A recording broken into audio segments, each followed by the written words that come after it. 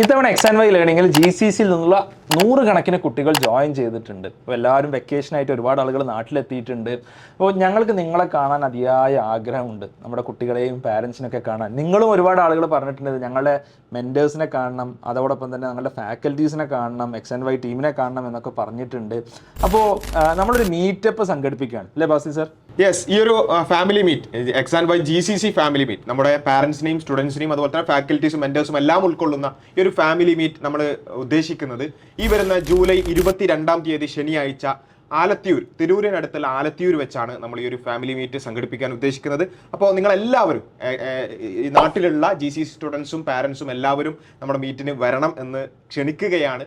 അതുപോലെ തന്നെ സ്റ്റുഡൻസിന് വേണ്ടിയുള്ള പ്രത്യേക സെഷൻസ്, അവരുടെ കരിയറുമായി ബന്ധപ്പെട്ടുകൊണ്ടും അക്കാദമിക്സുമായി ബന്ധപ്പെട്ടുമൊക്കെ പ്രത്യേക സെഷൻസ് നമ്മൾ കണ്ടക്ട് ചെയ്യുന്നുണ്ട്. സ്റ്റുഡൻസിന് മാത്രമല്ല അല്ലേ?